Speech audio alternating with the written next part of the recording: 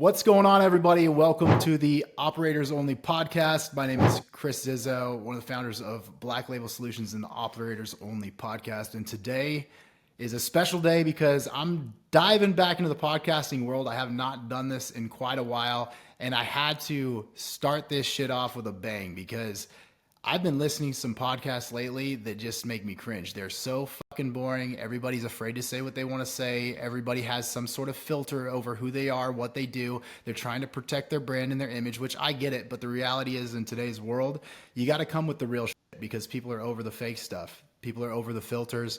And on this podcast, we're just going to come with some hard truths, some shit that might make you upset, and it's okay. Get over it. Be at peace with the fact that not everybody's the same, right? In Operators Only podcast, as we kick this off, we're going to talk about high-level business ideas, philosophies, positions on where people stand in this world relative to business, relative to life, relative to podcasts, relative to whatever it is the you want to bring up, because the reality is everything in this world impacts our lives in one way or another. And that's exactly why I specifically chose one person to come on this podcast to start it out. Somebody who doesn't have a filter because he doesn't need to. He speaks the truth. He speaks from his heart. He speaks his mind. And if you don't agree with him, he's just going to say, that's okay. And if you throw some more fits about it, he's probably just going to say, fuck you. And I probably wouldn't challenge this guy because I think he's some kind of crazy black belt of some sort of degree. So he's also an ex-cop. He's also just a super badass guy who's, I'm going to stop. I'll let him introduce himself. Today, I brought on Dominick Izzo. He is the bull of MLM. He is an ex-cop and he is an active social media personality who's been featured on multiple news platforms. He's been growing his following since I've known him for the past 4 years, and the guy just crushes it. So Dominick, welcome to the show, and go ahead and introduce yourself, who you are, God, what you do. I want to give you a fucking hug for that intro. Thank you, man. Appreciate that. It's great to connect. Oh yeah, no worries. I had to let him know the truth. I appreciate that. Thank you. You covered everything great. Retired cop out here from the northwest suburbs of Chicago. I do media content, if you will. I talk about law enforcement issues. I host a show called The Rants of Izzo, where it's free speech. We talk about everything from porn to politics. I'm a follower of Christ, but I'm not a Christian because I can't stand them because they're hypocritical times 10. I've been doing Wing Chun for the last 29 years. I'm a wrestling coach and all that. I never got married. I never have kids. So I do a lot of things to compensate for the stuff that I missed out on life. I like your own introduction of yourself because you open the door for me to say whatever the hell I feel like saying. You already put yourself, you put yourself under the bus, so to speak, but in reality, you're not under the bus. This is just who you are and what you do. And I guess the first thing that I wanted to really bring up, because this is a podcast about business, and I want to start there, is you have been in the multi-level marketing space for quite a while. I've had a lot of discussions with you about this. When I first moved to Texas, I met Jessie Lee Ward, who is, I think, how you found me, because I was hanging out with her. She posted about that, and then we connected from there.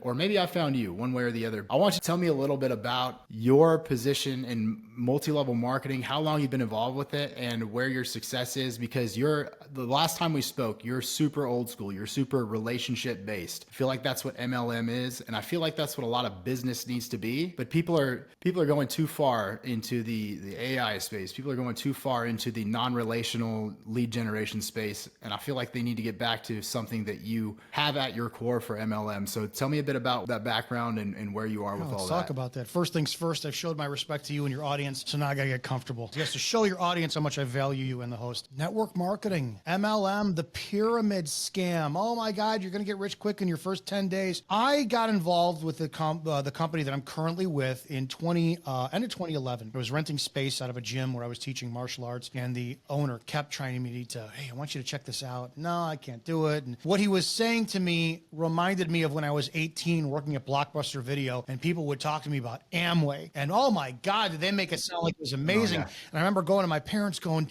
dude, I could be a millionaire by the time I'm 19. No, stay away from it. I caved one day when he flat out said, listen, if you look and do my business, you enroll for pennies, I'm going to give you a month's rent for free. And it was $500. I said, I'll do it. Great. Look at it. Game on. Dude, I got sunk in. It was everything that I wanted, right? The ideal of you're going to be a millionaire in your first 6 months. All you have to do is X, Y, and Z. Product that I'm involved with. I love the company I'm with. I love the What's the product? I'm with Juice Plus. I've been with them for since beginning of 2012. It's a 52-year-old company, and I'll explain why I'm still with them in a second. Bottom line is I wasn't a millionaire. Didn't become a millionaire. Not even friggin' close in my first 7 years with the company. Ooh. I did a 7-year journey with them. Got frustrated. I wasn't good at it. I wasn't good at the business. I was embarrassed of it. It was the same thing like everybody else. When I started to do it, it was the living room calls where you got to, hey, invite 5 people over to your home. I don't want 5 people at my home. I got a couple, here's the couches, living room chair, to get a dining room chair, and then somebody goes around with the flip chart. It was stupid. It didn't work. I didn't like the feminine energy in it where it was so huggy and lovey and this. I'm like, this is ridiculous. Oh man. I walked away from it. Well, I didn't walk away from it. I let the business go down to the side because I just wasn't having any success whatsoever. I was making a few $100 extra a month. By definition, that's a bonus, right? If you're profiting more than you're spending, that's a bonus. Right. When I left law enforcement, when I was forced out of law enforcement, I went back into network marketing, but I went to a different direction. I went to a different company. I started to learn the business, and I started to see that, oh my God, this is sales. It's literally sales. And then once I realized, holy shit, my entire profession as a cop. Now, I already was in retail, that I was a bartender for 4 years before becoming a cop. So I had service, upcharge, knowledge. And, my job was to give you the greatest experience in the world as a guy. You come in with your girl. It doesn't matter who I am. I've got to make you feel like king of the world because I want your money. Then as a cop, I went, I am the greatest salesman in the world because my job is literally to talk people into handcuffs, giving up their freedom and having them think this is the greatest idea in the world so that they don't resist. Right. And I went, shit, I'm the best salesman in the world. The second I did that, that was it. Everything changed. My recruiting went through the roof. My sales went through the roof. I left the company I was with because I said, there was a certain thing I didn't want to be a part of, which was you can only get rich quick if you get into the company at the beginning. When it comes down to network marketing, we have the notoriety of it being a pyramid scam, which every thing in the world's a pyramid scam.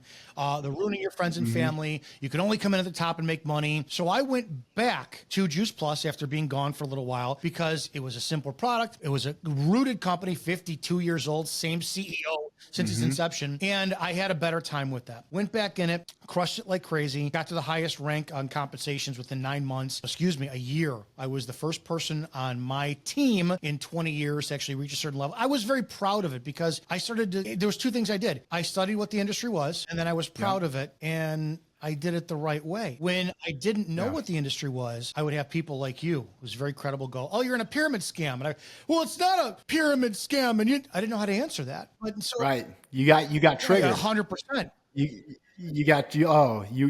snowflake. So now if somebody like you says, hey, it's a pyramid scam, I would go, no, actually, Chris, it's a pyramid scheme. And by definition, a pyramid scheme is a plan by definition.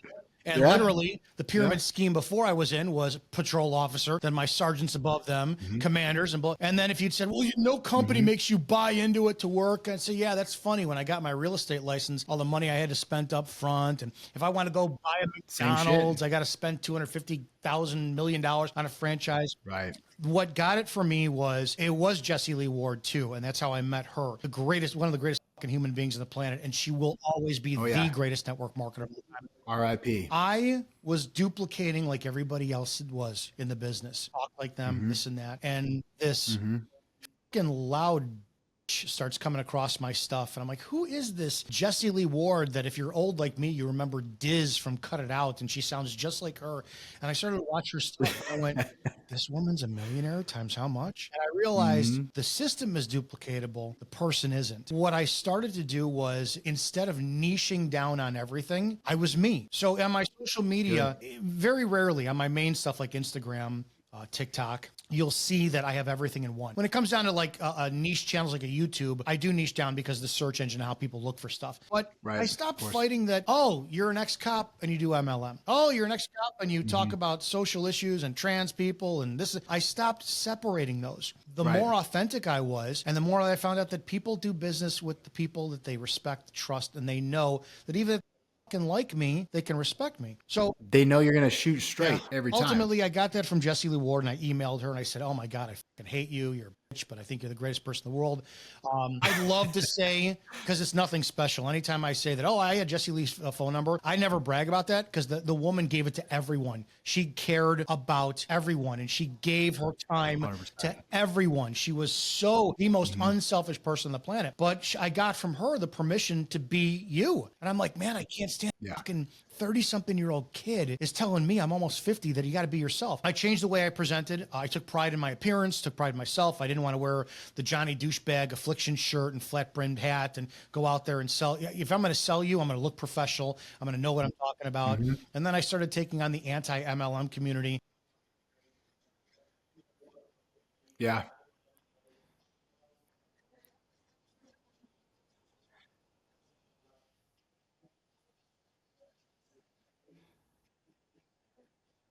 Yep.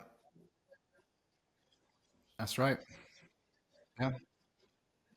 Well, I mean, so I've watched. Not that I have any intentions or desire to go into MLM. That's not my lane. But I've watched your videos on YouTube because I wanted to learn. Well, here's the reality. I watched one of them, not expecting to watch more than that. I just wanted to see what your YouTube content looked like. I wanted to see if I could help you out with your production, stuff like that.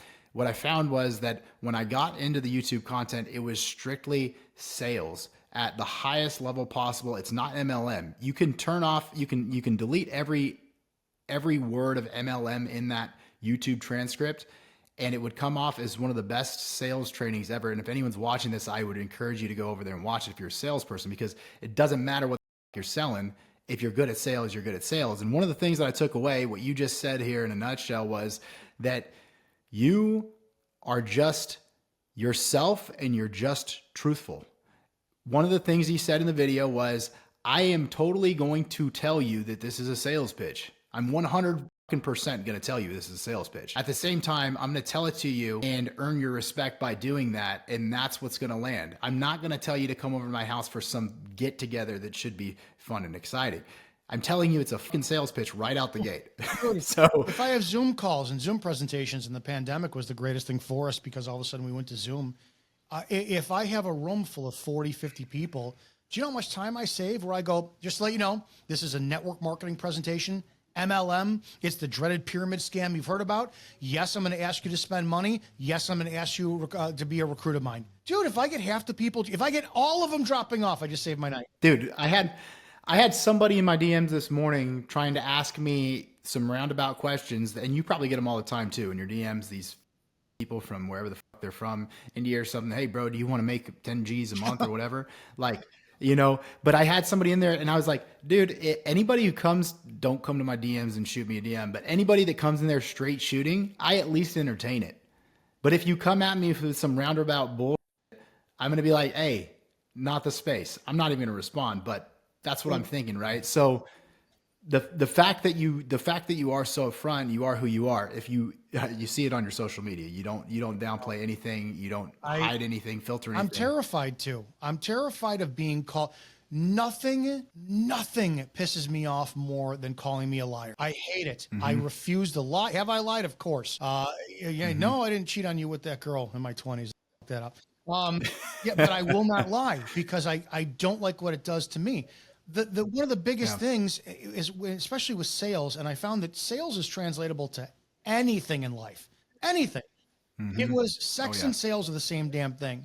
And I said this a million times, and sales is a masculine energy that the one thing I couldn't stand about the network marketing space is how many women are in there thinking they're all going to be friendly and this and that. If you're not just aggressive and assertive, you're not going to build a business, and that's fine. But I said, if I walk up to a woman at a bar and I go, oh my God, your shoes are beautiful. Tell me your name, this and that. It's going to eye roll, this and that, this and that. But if I walk up and go, listen, I'm going to you tonight. The response women give isn't, whoa, that was bold. No man says this. I would not do that. I'm not going to. Oh, hi. You tell me more about yourself then. When I started applying the same damn method, and it's a joke. My DMs they get filled with women, you know, and I know yours are. And what I do is responsibly go, listen. No, mine's full of gay dudes.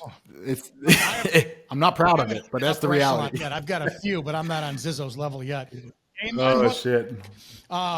Not bragging No, rights it's there. but women would DM me, and I flat out go, either you're doing business with me, or you're going to set up a time where I'm coming out to you. What is it? And you literally get the shocked. There's a fascination with not the content of what I said, but how I said it, because I'm not wasting your Yeah. time. I'm bold, Right. and I know what I want, and I that's So tell me real quick, tell me what percentage you're the online feminist, which I know you're not, but they say you are because you're bold in what you say. And you're a very masculine personality. You're just a straightforward guy. You're not the emotional, sensitive, let me get in your feels kind of guy, unless you need to be, right? I don't know. Maybe you are when you're off camera, but I don't think so. I think you're the same all the time. I'm a Pisces. I get it. Well, there you go. Okay. Whatever the fuck that means. But I don't know those horoscope shits, but I believe that's a sensitive, emotional person. But tell me, what percentage of your people that are in your network are female versus male? If you Oh had to take a God, guess. it depends. And I purposely target the women, and here's why. Many years ago, I had the privilege of knowing a man named Scott Knudsen, and Scott Knudsen's father was Ken Knudsen, and Ken Knudsen was one of Chuck Norris's top students. And Scott, it was just happenstance. We met at a bar, and I thought he was a clown, and turned out to be one of the most genuine human beings I ever met. He passed away many years ago, but he was such a good soul. Scott got me on a phone call with a man named Bob Wall. And Bob Wall played O'Hara in Enter the Dragon, the guy with the scar down his face.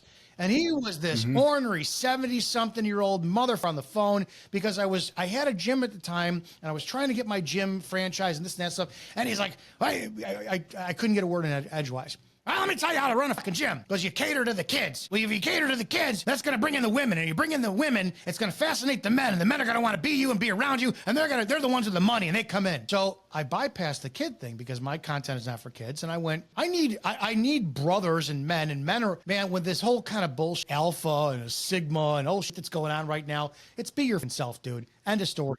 But it's the women 100%. that connect the men. So it's the whole ladies man thing. I want men looking, going, why are these women going over to his? Why are they losing their in his comment section? Because there are times I never throw the first punch, but I will insult the living out of a female. I'll attack her size, her looks. You come into my comment section, you make a swing. I'm gonna swing so that you're done. End of story.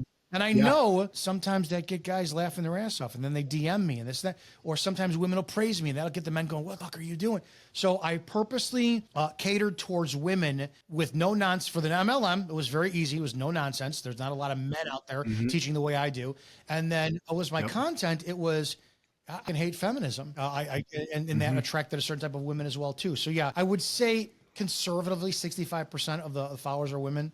And they follow for one reason, but they stay for another. So yes, I'm attractive, I'm outspoken, but then they're going to listen to what I have to say. I love it, man, because if anyone goes and looks at your content, they're going to be like, how in the is this guy pulling in mostly females, right? It's so raw, and it's so hard. The message is so hard, because sometimes it's not. Sometimes it's just you speak a lot of truths, and that's the reality of it, right? But it's a lot of truths that people try to cover up because of social norms.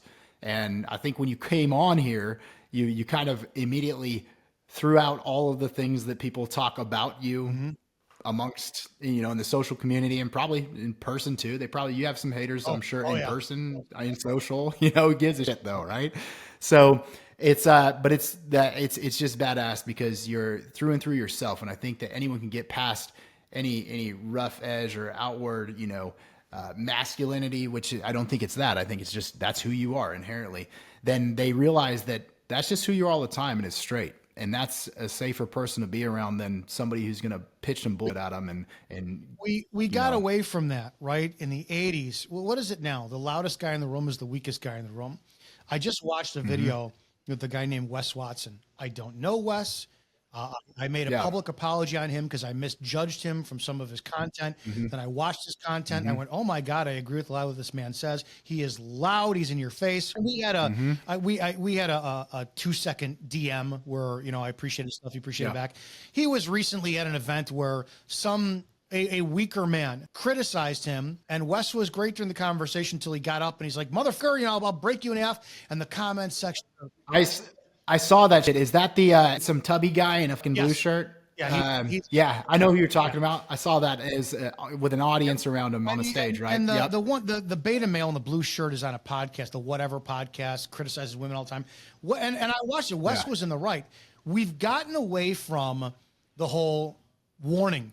Like, right, you and I are together and you're mouthing off. I say, hey, Chris, I'm going to crack the fuck out of you. Don't shut up. And we got away from that because in the 80s, it was the weaker man was just, they needed defending. So what did we do in the movies, right? Movies and television, just like we do with dads in the world, we made the masculine, loud, strong-built man look like he was a bully. He was stupid. He had no brains in his head. All brawn, no brains. So now we're at this point where people think that the stoic who's in the back of the room not doing it, he's the man to be around. Fuck that, dude. I want the person that shows all their cards at once. So you're like, okay, now I know you're a piece of shit. Dude, now we can hang. Now we can have a conversation. So that's all I offer. I'm never, it's the same thing with dating, and I know I'm all over the place. If I date a girl, it's going to be in the first conversation. Listen, this is what my faith is. This is what my political views are. This is what my sexual kinks are. If any of these, I don't want to be 3 months, 6 months down the road, and you're like, dude, you want me to wear your fucking time. I am not wearing a lampshade with a rubber chicken singing Ethel Merman Showman tunes while you're lubing up my ass. I told you.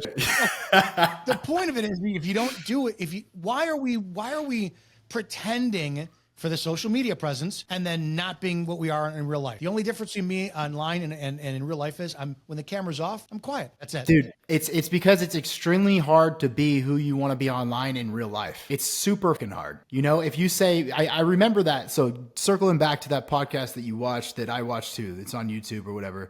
I wish we had a Rogan style thing going on here where we could pull it up because we'd play it. But what happened was the guys were asking, what is it that it was something along the lines of, what is the highest value that you should have? Like, what is wealth to you? Define what wealth is to you? What is wealth? That's what it was, right? And the guy's response was that he values his family, I believe. My wife, my kids. My wife, my kids, right? And Wes's response was, I value everything. He segmented it down. And Wes Watson is somebody who, if you're like me, Italian, and you were raised Catholic, if you're like me and you were raised Catholic, you were taught to fear money and be afraid of money. End of story. Mm-hmm. Something I've struggled with for a very long time. And Wes Watson compartmentalizes things. If it's money, you better be all in. If it's gym, you better be all in. And if it's family, you better be all in. We went somewhere in fucking life, like that blue shirt guy that challenges Wes, and said, no, I'm not rich. I'm wealthy if I have my wife and kids. Motherfucker. No, you're not. How are you going to? Yeah, until she leaves you for somebody that can actually pay the bills and support her lifestyle. That's a delusion that I fell into for many, many years. Yeah. And it needs to be changed. It does need to be changed because I don't agree with everything that Wes says. I think he's a little bit rogue sometimes. I don't think you got to tell someone you're going to shoot him in the face just because you don't like him. But, that's what he does. But the reality is he's right, man. And I say this all the time. You can't just be fucking stacked in one pillar and then the rest of them are all laying there on the ground. You're going to get left behind. I totally agree. And I have a fitness business, right? So, oftentimes in the past I dance around this stuff, but the reality is it just needs to be spoken out loud. If you're walking around with man tits, you can't feel good about that. It's not me being opinionated about you in a negative way. It's just the reality of it. Girls are not going to look at your tits that are as big as theirs and say, I like that. That's attracted to me. They would be a lesbian in that case. And we don't want that, right? This is the reality. You have to be good with your finances. You have to be good in your health. You have to be good with your family. You have to be even keel across the board. And it's totally gone. And people will cherry pick what they think is the best because it's too hard to be fucking good at fitness. It's too hard to make money. It's too hard to be good at family all at the same time. It's just, if it's too hard, I'm not going to do it. I'm just going to pick the one that is easiest that I'm best at. Because that's a problem that's spawned by women because women, I don't give it how much they say it. You could be perfectly in shape, keep yourself very well educated, extremely financially successful. And what do women do? You intimidate me. I can't tell you how many. It's the same like the car industry. If women didn't exist, a very, very small percentage of men would be buying those luxury cars. We do it to impress women. I don't care who says what. You think? Oh my God, dude. 100%. Oh my, it's the same thing. You don't think it's the loud engine and the fucking whatever else that everyone says that they like most about it? I'm a motorcycle guy. I couldn't give. But instead of women, it's you. What do they do? Dad, you tell me that women like dad bods? No, they like a man that's got a dad bod that gives them an excuse not to go to the gym. And what do we do as men? Oh, pussy!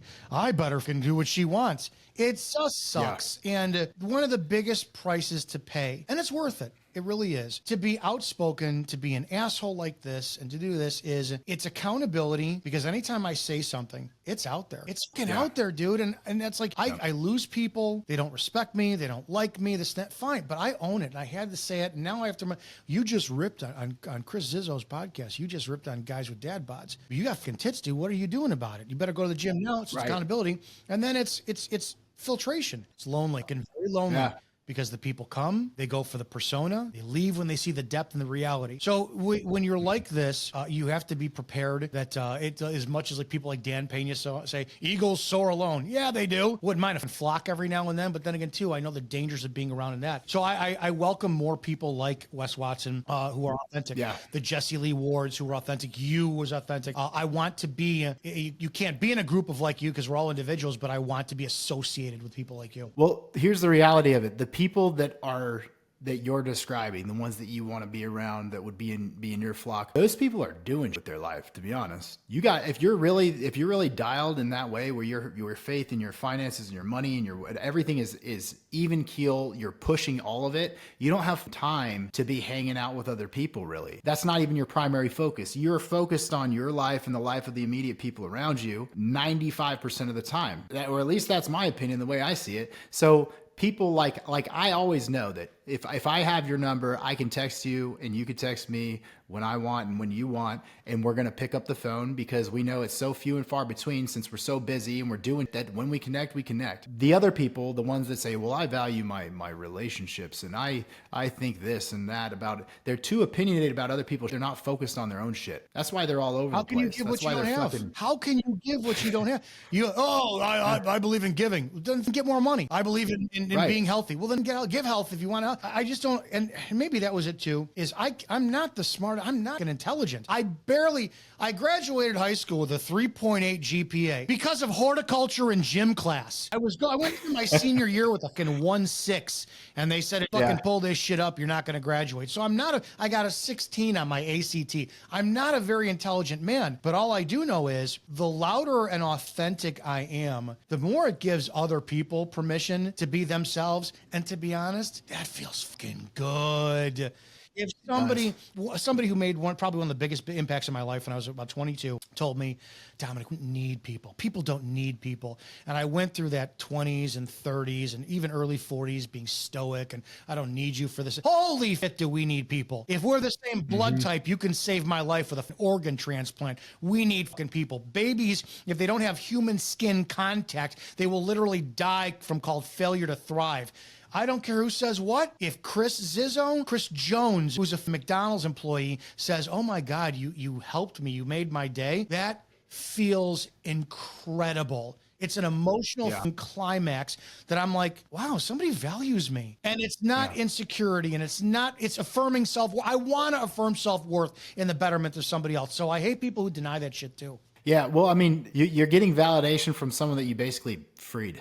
You freed them from, the social constraints, the social norms that they're sticking by. They don't have to say and abide by what the common person is going to do. No, you don't want to be the fucking common person anyway. The common person is just average. I don't want to be average. You don't want to be average. Nobody else should want to be average. You want to be above the standard.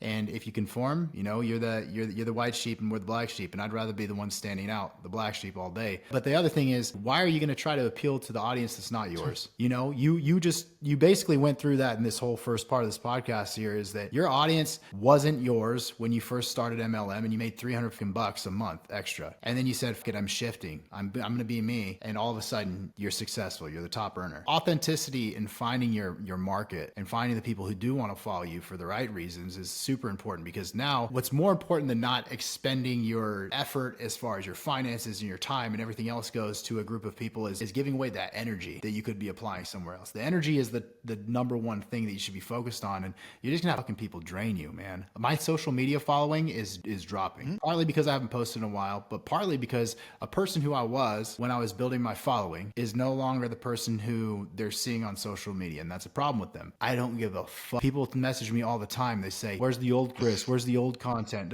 There is no old Chris. This is the same one. It's just one of them had a filter and one of them doesn't. I like your stance on all this stuff. I think that anybody because this is a business podcast, I feel like, and I'll let you maybe chime in here for one last thing before we pivot, one last thought, but I think anybody who's listening to this podcast, MLM or not, whatever the fuck you're in, sales. Your business is sales. You need sales. Your salespeople need sales. If you're the executive listening to this, you should get your salesperson in this call, because this, I believe, is one of the most significant, impactful things that your salesperson can have is authenticity in their approach to how they sell. So Dominick, just real quick, I want to sum this part up because I have another question for you. In summary, if I'm a salesperson, what is your number one piece of advice to me, or maybe you can give the top two, whatever you want, from somebody who went from not crushing it sales to making $300 to somebody who's leading the charge in the MLM space? What's your number one recommendation for a salesperson? Never fucking lie. Never lie. Tell them the outcome up front. I don't care if you're brand new at it. Hey, Chris, listen,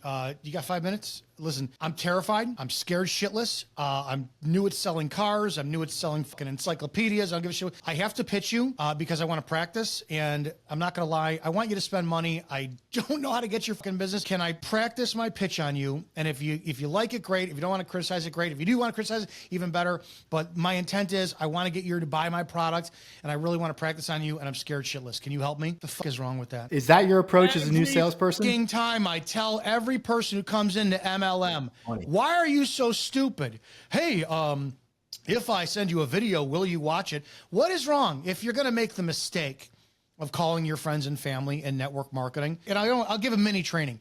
There's two, you got cold market and warm market. If you're doing your warm market, number one, expect that not a damn single one of is ever going to involve. They're going to mock you. I don't care how successful you are. You're making $1 million a month. They're not going to do your business, but you can practice. You can go to everybody, Aunt Jane, Uncle John, this and that. Listen, I just got involved with network marketing. I know you think it's a scam. I know you've heard bad things about it.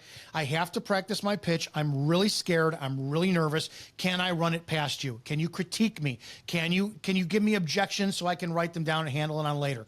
The fuck is wrong with doing that? Cold market? Cold market, the building rapport is the biggest bullshit on the fucking planet. Hey, Chris, yeah, I saw that you're into bass fishing. Man, I got this great Rapala reel, and I've got this bait caster. Shut the fuck up, dude. Hey, Chris, I see we're connected. Listen, my job is to build my network marketing team. I don't know what you do, but this is what I want. I have a network. You have a network. I would love to be able to promote whatever you're doing, but here's the deal. I do want you to listen to what I'm talking about and what I'm trying to sell. So I'd like to get on your schedule. And always I tell people, don't ask. Chris, I'd like to get on your schedule. Give me the best time. I want a 5-minute conversation with you. Tell me what you do. I will share it. If you don't want to listen to my stuff, great. But I want to sell you my stuff. So let me know how we can make this happen. When you start going, Chris, hey, would you have any time to have a conversation with me? No. You have to act as if. You're done. Yeah, you have to act as if. And in the beginning, it's like if I went to a call and it's your home. Your neighbors call 911 because they hear you playing video games. They think you're, getting in a domestic with your spouse. And I show up and it's your home. You own it. The problem is, unless I have the proper authority, not the fucking bully authority, but the proper authority, get the fuck out of the way, back up, we're coming in. It's going to be, and Mr. Izzo, 911 was called. Your neighbor was probably an asshole and heard something. Do me a favor. I've got to come in. I've got to check things out. I have the lawful authority to. As long as everything is great, I'm going to get the hell out of your hair. I'll give you my command staff's number. You can call them if you have any complaints. But this is what we're going to do right now. The more you know your shit inside and out, every objection somebody gives you, you can handle. You don't got to do the fucking Andy Elliott kind of like over the top. Hey, I appreciate you. I get what you're saying. Don't do that faux shit. And he's good at what he does, but I just don't. What do you think about that guy anyway? I love his real opinion. His standards for fitness, fucking 100%, because it starts with him. He set a standard for his team. So if you care about yourself that much, you're going to care about what you're doing and your finances. I agree with that. Do you think it's real?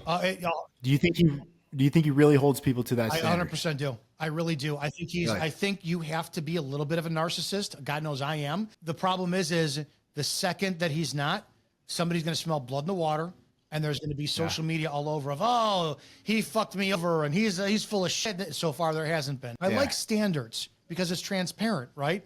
I like lifting heavy weights. I committed to powerlifting by the time I'm 50, 51. I'll never have abs. So guess what? You set a standard, Andy. I can't be on your team. I fucking respect that. So being real with people, telling them up front off the bat what you want. This is sales. I'm trying to get your business. What do I need to do to get your business? Everything changes. That's money right there. If you heard one thing, if you took one thing away from this podcast, send that piece to your sales team right there and have them train around it. Because team, if you're watching this, we got to go back through some of our cold emails and do a little revamping. Maybe start it up a little different way, split test it in the beginning, something like that. Because I think right now we have a lot of smooth entries that don't need to be smooth. What is wrong with saying, hey, Jane, I've emailed you 6 times. On the 7th one, I'm going to send you a picture of my balls if you don't respond. Change your state. And as long as I can't believe it's 2024. People still send me emails on LinkedIn or this and that. Hey, Dominick Izzo, great to see you. And then the fucking whole, have we had a conversation yet? Have we had anything? Yeah. And I tell people a tactic that has been working for me like crazy has been serving others, right? Flat out. I've got a network of X amount of people.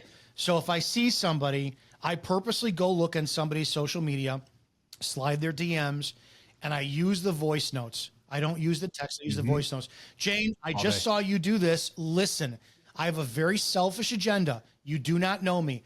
I want your business, right? I want you to spend money with my company, but here's the deal. I want to show first what I could do for you. And then I start listing my assets.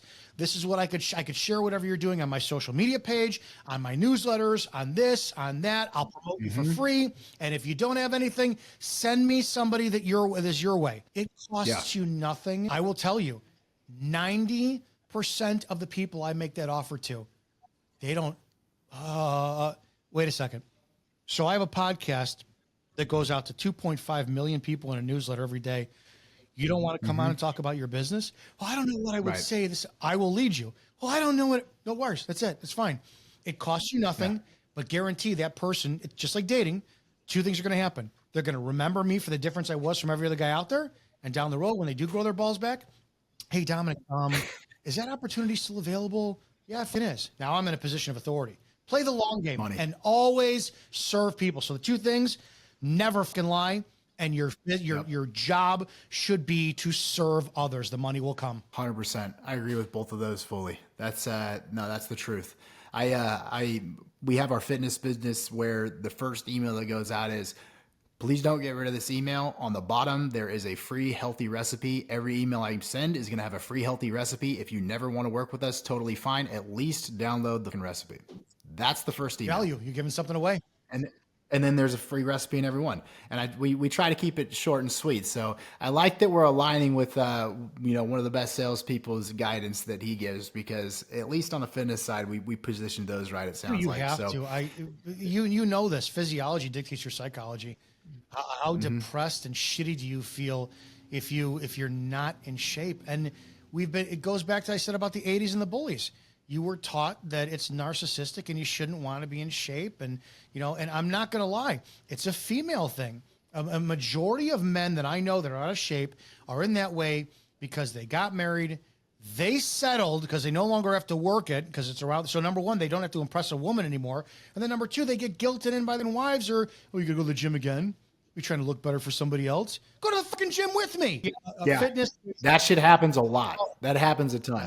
One partner is down for the cause, one partner isn't, and then they guilt trip and they try to hold each other back. It's a fucking toxic environment in that household. That's just a lack of confidence, though. It's such a lack of confidence. As long as I can remember working out, that's always been the case. Yeah. No, that's wild. It's wild. I want to circle back to a couple things that you said in the beginning, because I did a little bit of, not a little bit of homework, but I had some stuff that I wanted to bring up because there's so much shit going on in this world, and it makes me nervous a little bit, especially about the youth. And you being a cop and you being very opinionated from a toxic masculine standpoint, a buzzword, a standpoint of the way that you criticize spaces that you're in, like religion. Like, you have hard stances on specific things, and one of the things that I worry about is just the world around us. Because as a business person, I don't know who, these 18-year-olds that I want to hire for my business.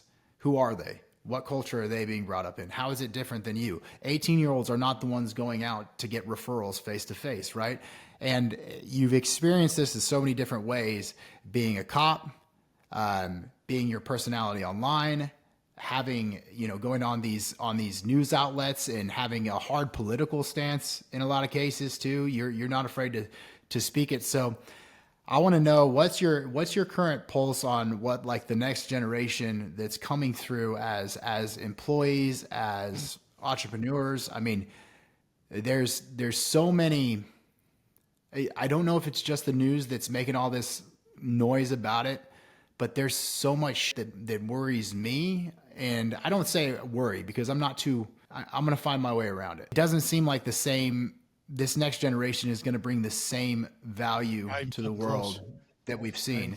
And I pick all that up because, and you can comment on this individually, but I see these videos of these kids disrespecting law enforcement. It's a thing, right? I see these videos of these kids being okay with multiple genders and multiple social positions because they're pressured into it. Whether they believe it, that's okay, whatever. But most of it's forced. I believe it's all forced upon you as soon as you enter school. So these kinds of things, and then we won't even go to who our president is yet. We'll keep that clear for right now. But all these things, I have a really big worry about this next generation coming in. So I see your content. You, from the position of a law enforcement officer, the lack of respect. I think that what you started out with your coat on and then you take it off because you want to show respect to myself and the audience. Where are we at with our future employees and our future business people as far as you see it? Your target's off, number one. I'll tell you where I'm doing. You know how many retirees are coming up that are going to need financial income? I am not even remotely targeting anybody who's under the age of 25. I'm looking at the people who are 75 who still have a computer at home, who have people skills. Those are the people I'm going after.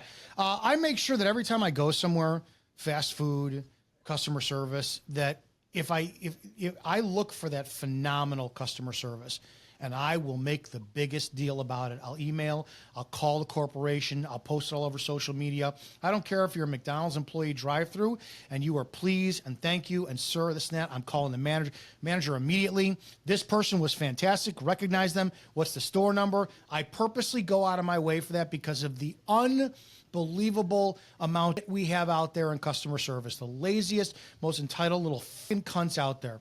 Oh man, it's fucking bad. It's hard to be focused when you're confused. Didn't Lombardi say that? I think Vince Lombardi said that. It's hard to be focused when you're confused.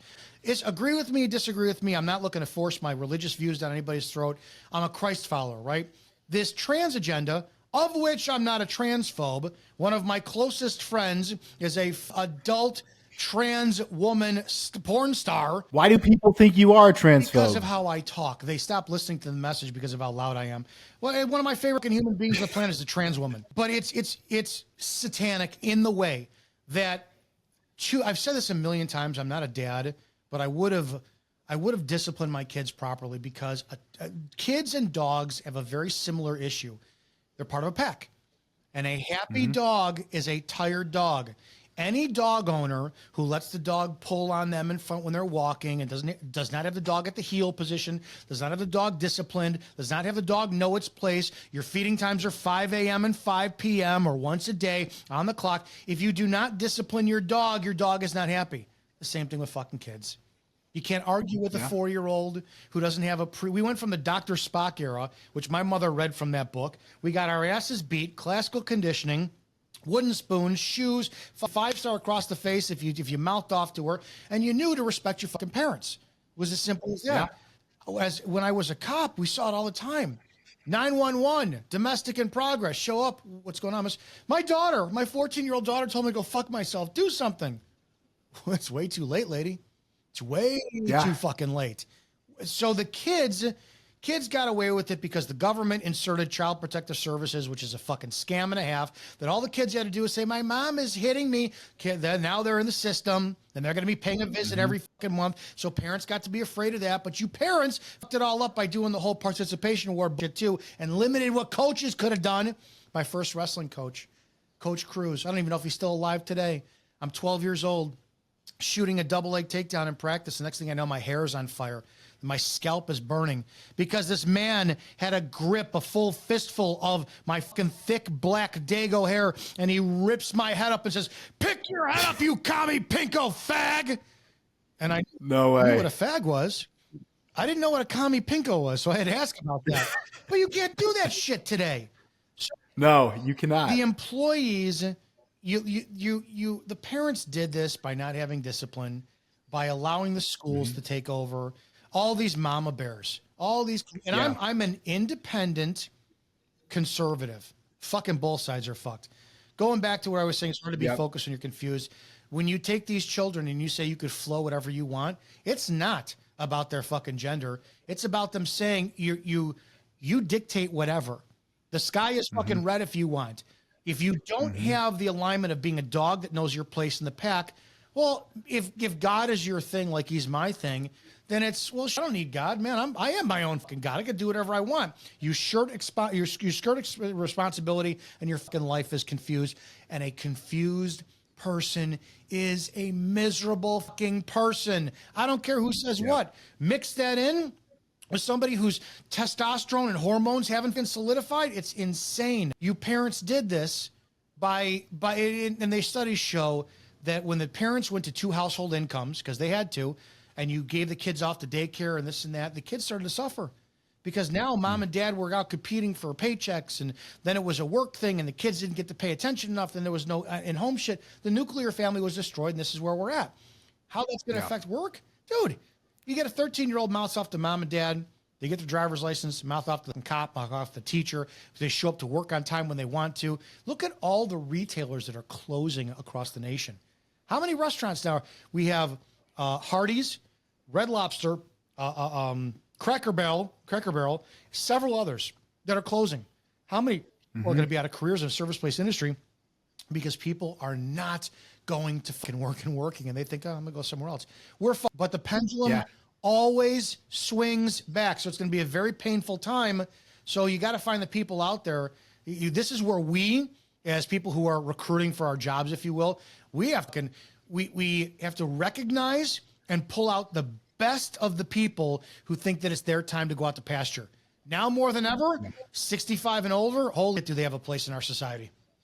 Yeah, 100%. Do you think that we're going to continue to diverge the youth and we're going to have like a major separation, or do you think there's any saving it? Oh, they're saving it because you know what? It's almost like biology, to where there's an innate, call it pheromonal attraction, right? If you're attracted to somebody, you can't, it's a compulsive. Oh my God.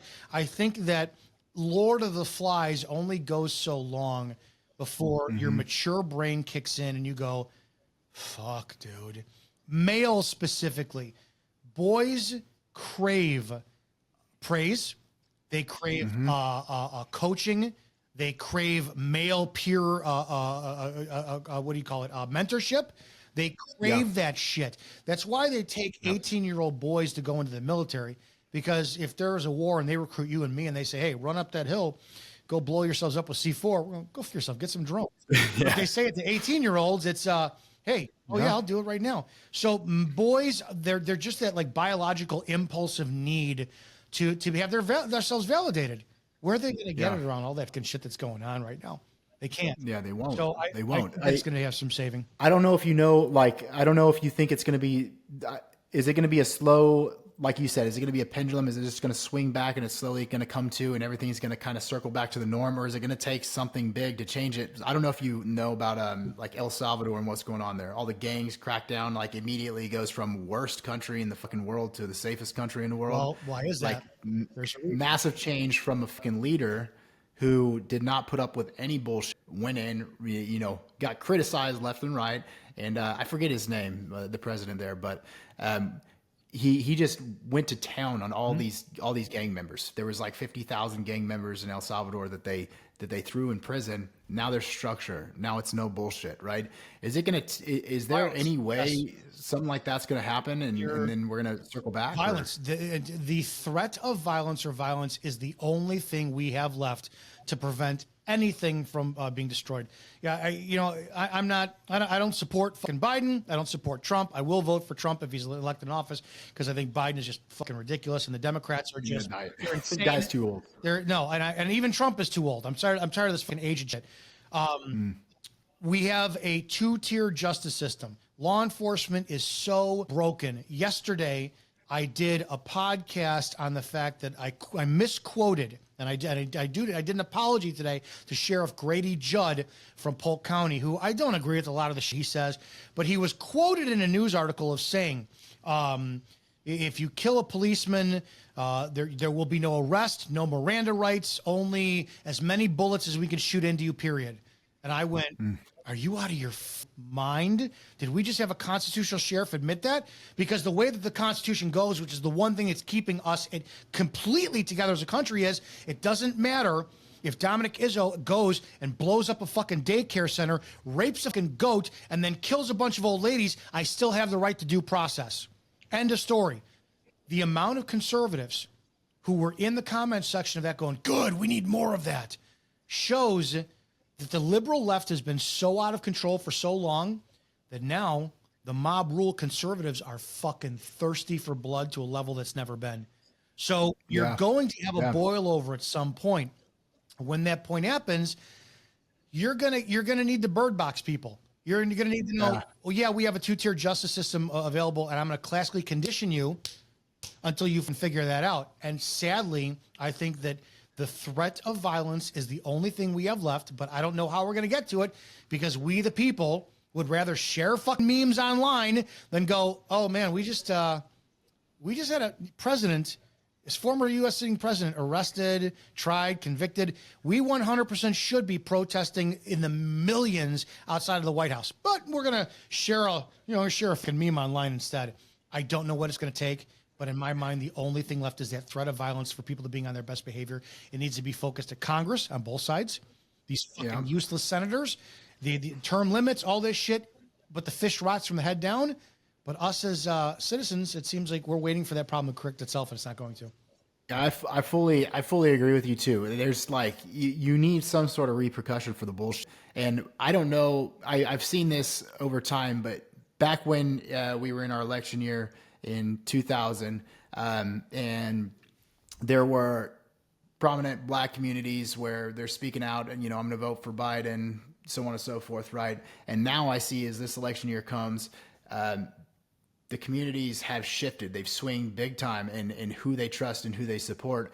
And I also notice, and I'm saying this specifically about black communities because it's the most, on social media at least, it's the most exposed group of people who it's all focused around either trans or race or whatever, right? So I'm just looking at the extremes. It's easier for me to see that and speak on this, but I also see I feel like culture there as far as nuclear family goes, it's lost, gone. Gone. Well, it's lost and gone. But for the ones who have a complete family, I feel like the black community, the men in there who are raised in the nuclear family, the most confident people that I know. They are so confident in themselves, their capabilities. It's age. I ran for Cook County Sheriff out here in Chicago, and I didn't want in 2018, and I didn't want to pander to the black community, and I have my opinions about it, and I will say this: the young, urban, fatherless, criminal, uneducated black culture community member is the biggest cultural fucking epidemic problem we have in America today. They are the most violent, easily manipulated, impulse control gone out the window social culture that there is. When you talk to aged black men over 35, aged black women over 35, whoa. There's two groups of people that I love, and I serve them the most. the off the boat, so to speak, Hispanic culture that did cross over here illegally, but they've been here for 10, 15, 20 years, and they work their asses off, and it's their little shithead fucking bitch bastard kids that are the problem. Not them. And the black community, the older black community, I'm very big into energetics. I say this all the time.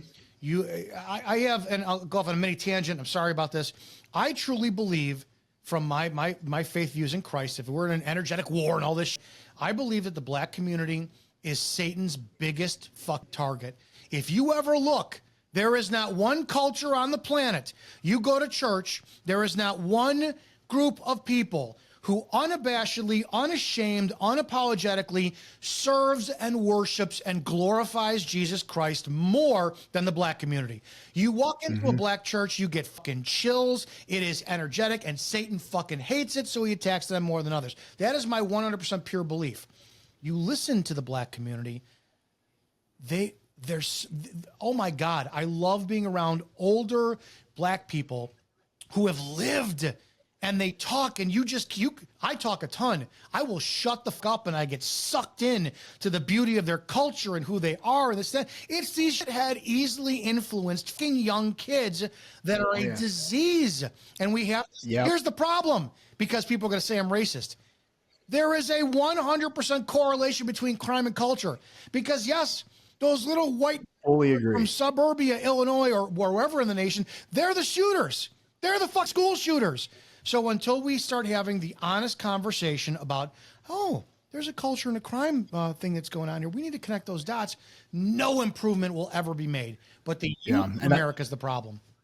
It is. And I bring this up for a very specific reason, because, and it's funny that you say age, because I was going somewhere with this. When you say black youth is the problem, and as you get older, the wisdom is there, right? It's totally there. And I agree with that. And I use politics as a reference because I see the shift over these last 4 years.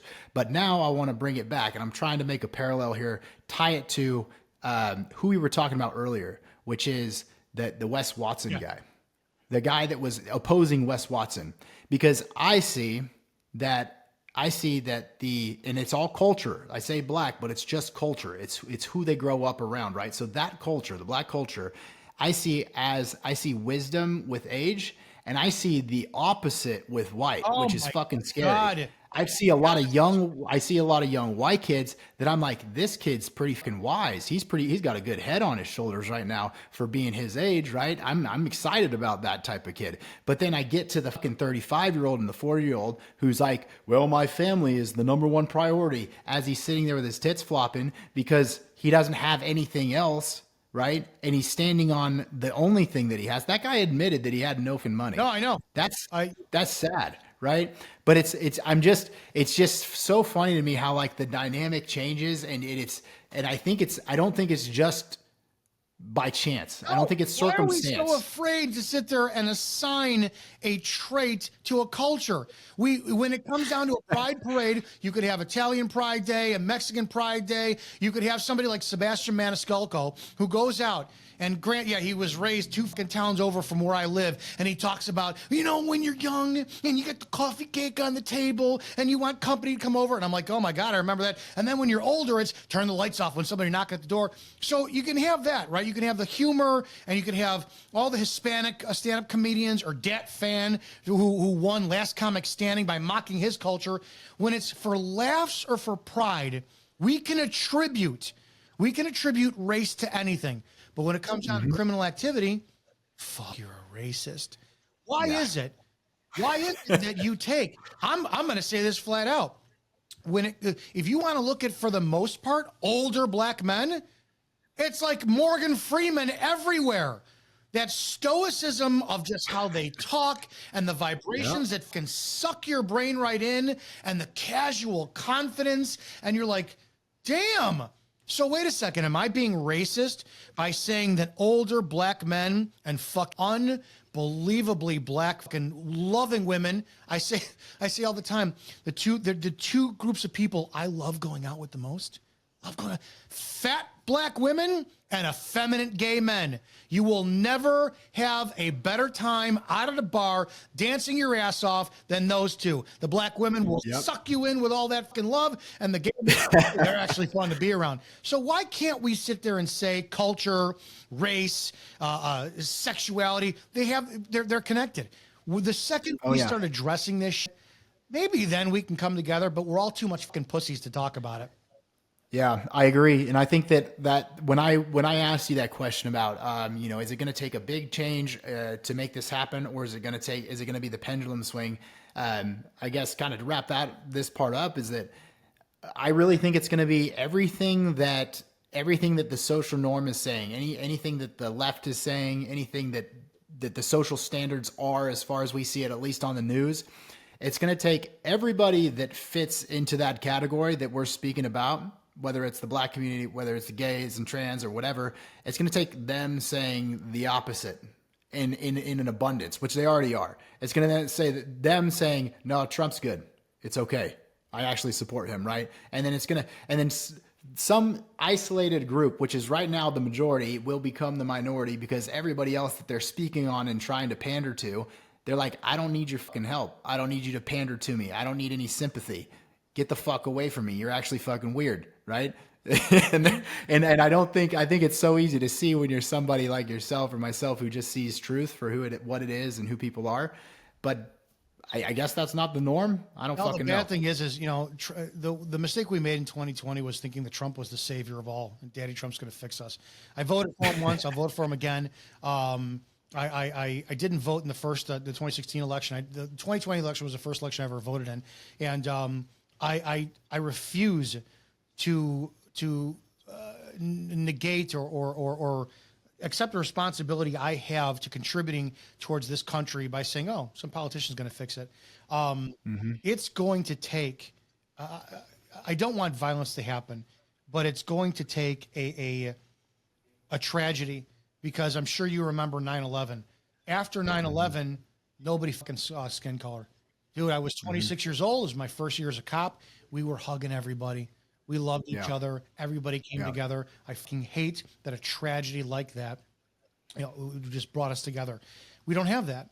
We don't. How stupid are we as humans to sit there and think that because of what I post on social media, you can't stand me? But guess what? You're a piece of shit too. But if I saw you on the street, I'm going to help you. And that was a decision I made years ago, right? I never wanted to treat somebody with disrespect. Like I said, I'll never throw the first punch, but I don't care if you're a fuck piece of shit. If you help, call it karma, call it my responsibility, call it guilt. I don't care what it is. My job is to fucking help, period. And we just don't do that. And that's the one thing that social media did is it created a world of me, me, me, me, me, me, me. So I don't know what it's going to take, but it's going to be a rude awakening for those who have to learn the hard way. 100%. Part of my business is in lead gen. It's in content creation. We do kind of top to bottom stuff, and everybody needs leads. And I'm like, well, what are you doing to get leads? Well, I'm doing organic social media posting. What do your posts look like? Well, it's about me on this roof, and it's about me in this car, and it's about this. No one gives a fuck about you. I'm sorry to tell you, but you're not that important. I'm not important. Dominick Izzo isn't important. We're not that important. None of us. Everyone cares about themselves. And the second you start realizing that, you're going to start making some sales. You're going to start converting some people. What can you do for me? That's all I care about. Right. And the reality is I do care about a lot of people, and you do too, but not many people are like that. No, it costs a lot. It costs a lot being caring about people.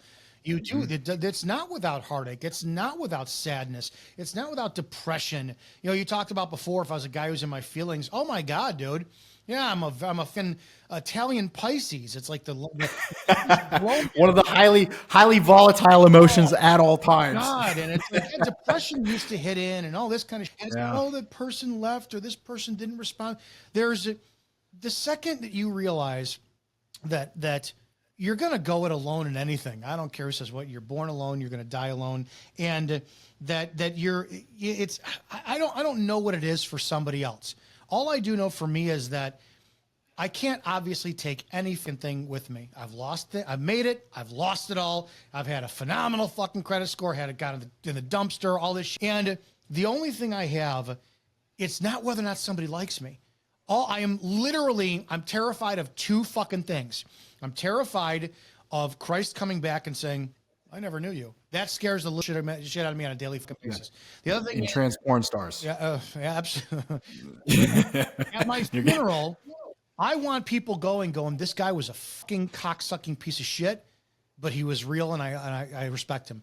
I don't care about people's love. I would rather be fucking respected than feared or loved. I don't care about being fucking hated or anything else. That's it. So I'm terrified of not being respected. Well, if you're in pursuit of people loving you and caring about you all the time, you're not doing them a justice. You're a sacrificial person for that reason. You have to sacrifice the things that you want and desire, which is people's love, in order to help them.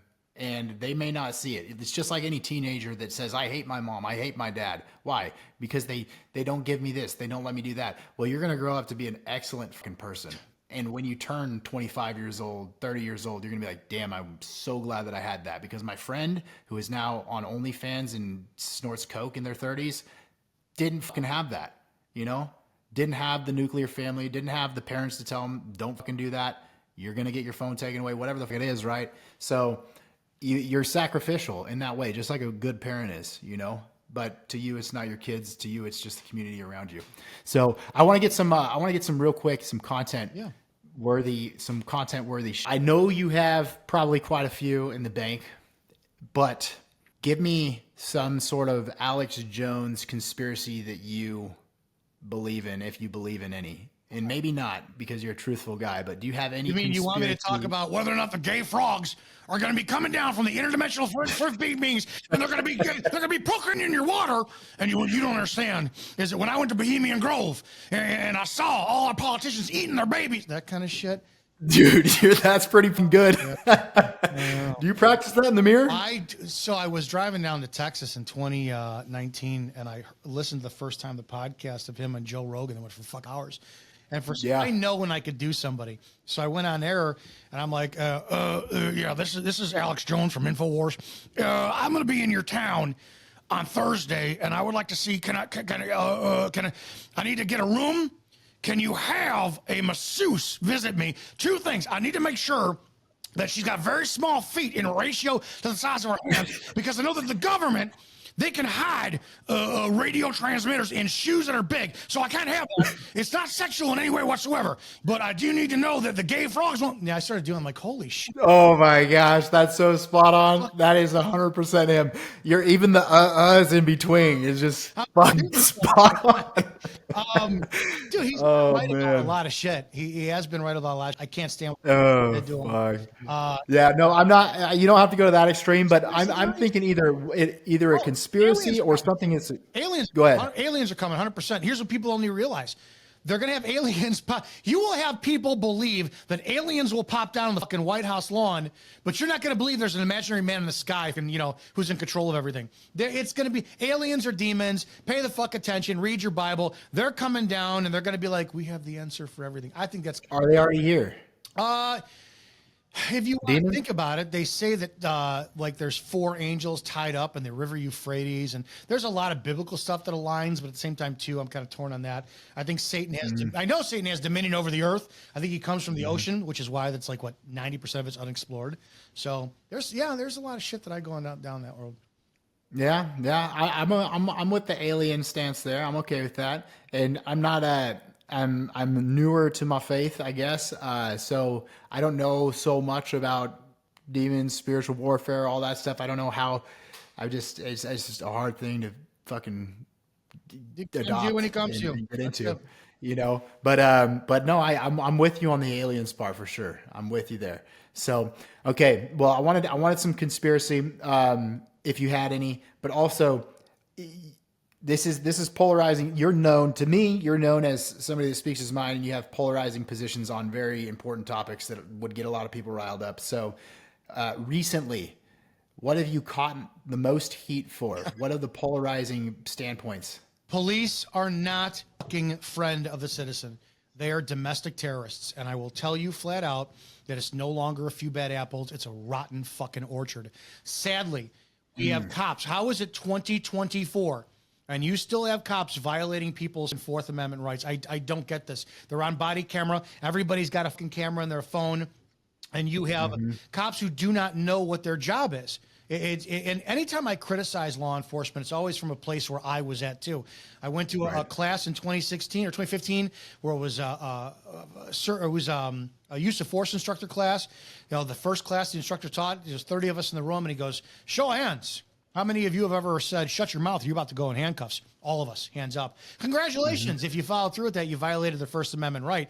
And we all went, but that's the best threat on the planet. We didn't realize what we were doing. Cops are not trained in the Constitution. They are revenue generators. And if you haven't learned 2020 through 2023, they fucking kicked you out of your fucking village hall meetings. They arrested you for your confronting teachers. They shopping, gyms closed down, gym owners arrested. They all did it to keep a paycheck as well too. And sadly, yes, it is an all thing because blanket across the board, they need to be held accountable. Because you're not going to reap the benefits from one and then not be held accountable by somebody else as well too. It sucks. The cops work for the people. They need to return to the Constitution. They need to understand the Constitution, because I believe that if cops stood up in solidarity in 2020, 2021, 2, 3, and said, we are not enforcing this fuck crap, there would have been no lockdown whatsoever. It's all there. Well, you know what's funny? I saw your content. This is a few years back, and it was defending police. A lot of it was defending police. And then I saw you kind of pivot, and you're like, you made a video about, no, this is wrong. This is really fucking wrong. And then you've made more of those recently, I think, than you have of defending.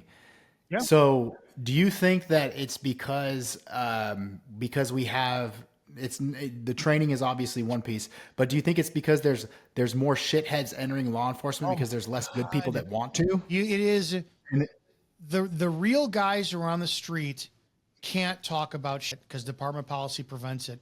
The candidates you get, law enforcement went to requiring college education. Now, I never had college, but what does a fucking 22, 23-year-old college graduate know about life?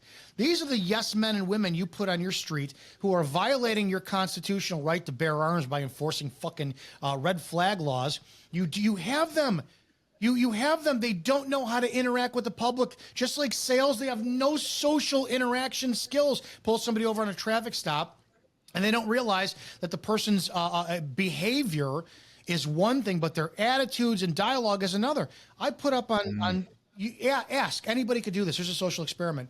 Ask a cop friend of yours, or ask somebody who's not a cop, should a cop, or does a cop, do they base the issuance of the citation that they're writing to the driver on their attitude and words? Almost every one of them. Oh, yeah, of course. It's their job to can teach them a lesson. This and that. Are you kidding me? Attitude and words protected by the First Amendment. And it is not the job of the cop to correct the behavior. It's the job of the courts. So we have a very, very, very uneducated, unconstitutionally educated law enforcement out there. And sadly, I'm not anti-cop. What I am is doing what somebody else did for me years ago. Somebody else years ago saw me in a certain type of behavior pattern. And instead of saying, hey, maybe you want to change, maybe you want to do this, maybe that, they looked at me and said, you're a fucking pathetic joke. And I can still see him saying that in my face. And a peer of mine called me a pathetic joke. And I went, I didn't like that. And I took that so personally. And I don't care. It's the only way I know how to convey it. I don't want these cops to fucking lose sight of the honor and integrity they have. It's a relationship with the public. You are never going to be thanked. You're always going to be vilified, criminalized, hated, pitted against the public, and it's a choice every single day to go to work and enforce the Constitution, uphold it, enforce the law, and you choose to do it. That makes police officers better than I am, because I'm not one. But you know what? You can't let that slip. So you have to fucking be the better person. You have to remember who you are. Yeah, no doubt. I'm 100% with you there too. The accountability piece is massive. I wanted to last thing. I want to circle back for anybody because we got business owners here, and anybody that's listening in. I mean, they can go listen to your stuff. Obviously, first of all, I would just say, like I said, I listen to your YouTube channels on your MLM side of things, and the sales stuff on there is just you and the whiteboard videos. It's not the fancy shit, but what I realize is people are too distracted by the fancy stuff, and they won't hone in on a whiteboard video that they need. They're trying to do it. They're trying to play a role. There's nothing here. It's product A. I need to sell product A. What is wrong with going, Chris? Hey, I sell coffee mugs. I want you to buy one. What do I need to do to get your business? So if Chris says, I don't know, you got to share 5 pieces of my content and tell everybody to go get me 5 customers, I'm going to buy it. Okay, he just told you what you're going to do. Why is that so hard? It's not. It shouldn't be. It shouldn't be. But people, I don't know. It seems like maybe they think there's some fancy stuff that they need to know that they don't know. But referrals and reputation-based sales are always the best sales. They close the most. They're the easiest to deal with. So, yeah, I'm with you. I feel like I even took a lot away from this about our sales strategy or even our messaging. So I'm pretty pumped on that part. Well, how did you get so big? People cared about you. The energy, the people picked up the energy off of Chris Izzo that he cared. So again, you reeled them in. Sex sells. I'm not gay, but you're a good-looking guy, whatever. So you got him with the fucking we have the piercing blue eyes, and we used it. So you got there you go all day. Eyes, and then the looks, and then you cared. You weren't an asshole on your content, and you were unattainable but relatable, and people knew that you gave a shit. That's why you exploded. Yeah. Yeah, 100%. That's 100% the truth. We talked about this before. You got to meet people where they're at. If you want to bring them in, I went to church and I stayed at the church that I went to because they were giving a business lecture. They weren't talking about God, right? They were talking business.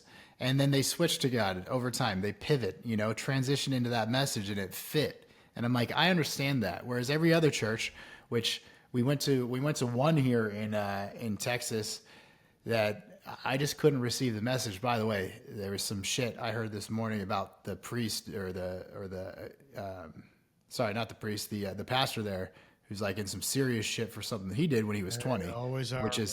which is something he's like a big name. So when Christina brought it up to me this morning, that's for another podcast. We'll get your opinion on all that stuff, but the reality is they met me where I was at. I was in a business phase. They caught me with a business message, and I was like, how does all this translate? How does it correlate with each other?